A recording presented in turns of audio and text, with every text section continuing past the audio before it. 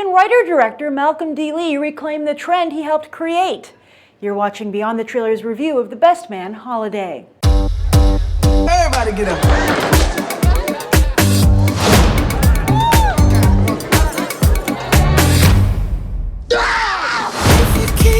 I can't tell you how good it is to have all of us under the same roof again. Christmas in New York.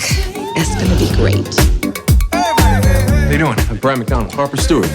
Hi. Hey, baby. Brian McDaniels. I like to ski in Vermont. Shut up, Harper. I like dating chocolate girls. Back in 1999, Malcolm D. Lee, cousin of Spike Lee, wrote and directed The Best Man.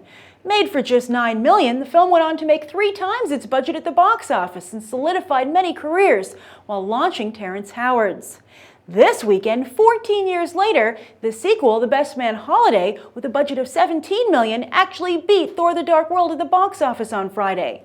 Thor had a budget of $170 million.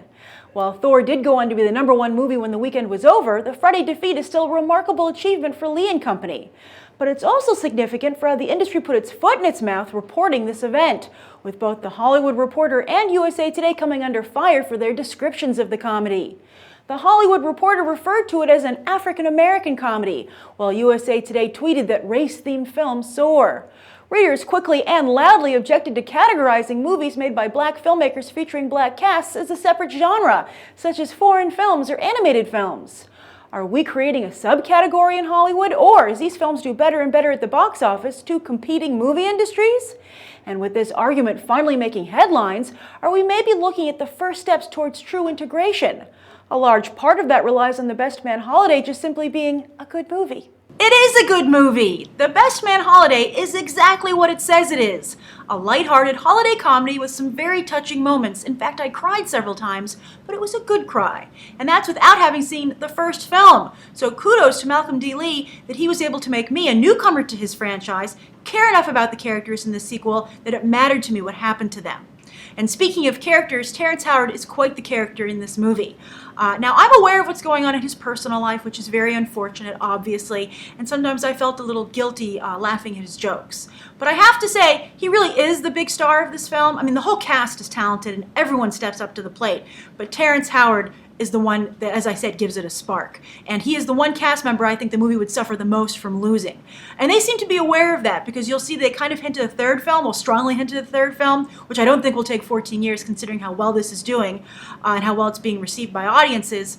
But they hint that it's going to focus all around Terrence Howard's character, which I have to say, having seen this film, is a great choice. I think he's the spark. And having seen this one, not having seen the first one, I can see why this role would be his breakthrough role. And while I was watching it, I kind of felt bad that he was forced into the straight man role in the Iron Man films, because he really is very similar to Robert Downey Jr. And he says they used to be friends in terms of the kind of actor he is and where I think he does his best in kind of this smart alecky comedy. So he was very good. And at the end of the day, I did enjoy his performance. And to be fair, I didn't like Eddie Cibrian too much in the movie either, because I didn't like what he did in real life either, because I watched Real Housewives of Beverly Hills and I'm totally Team Brandy. Team Brandy and Lisa. And also, when I mentioned Real Housewives, which are referenced in this movie, and that's another great thing about the film, how current it is. And considering how long it takes to make a movie, it was really neat that they could have such topical humor that seems as if it was just made yesterday, like Saturday Night Live. And that is a great way to describe the movie in general. It's very current. Hollywood is often, I'd say, a couple years behind, actual culture and what's going on with people in the world. Sometimes they're decades behind a little bit when they refuse to recognize shifts and trends. But this movie, I feel, is very representative of today, of groups of friends today, and the group they're portraying here. This maybe 30-somethings, professionals of any race. I think that this movie, is very, very good at tapping into that, and it's refreshing to see a movie be so current and so plugged in. Now, I think this is a fun, great movie, and I think it's a great thing for anyone to go and see as a break from their holiday shopping.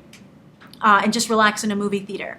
And the last thing I wanted to say is that I read a lot of the reviews for this, and a lot of critics accuse the film of being overly melodramatic, or just melodramatic, which I think is not a fair criticism, because this isn't any more melodramatic than something like Steel Magnolias, or even more so The Big Chill, a very successful film from the 80s, early 80s, that is almost identical to The Best Man Holiday, yet while Best Man Holiday gets being stuck and relegated in terms of race, as I talked about in the opening, and being melodramatic. The Big Chill went on to be nominated for Best Picture. So that's just ridiculous and not cool Hollywood. So if you enjoy films like The Big Chill or Steel Magnolias and those kind of things, I think that you're really going to like The Best Man Holiday. I had a great time, and as I said, I recommend you check it out. And the holiday settings, by the way, are breathtaking. The house that Morris Chestnut and his wife have is just stunningly beautiful and elicited audible reactions from the crowd when they would do these great shots of how they decorated for the holidays. So have a good time. I did. All right, thanks for watching. You check out these other episodes right now.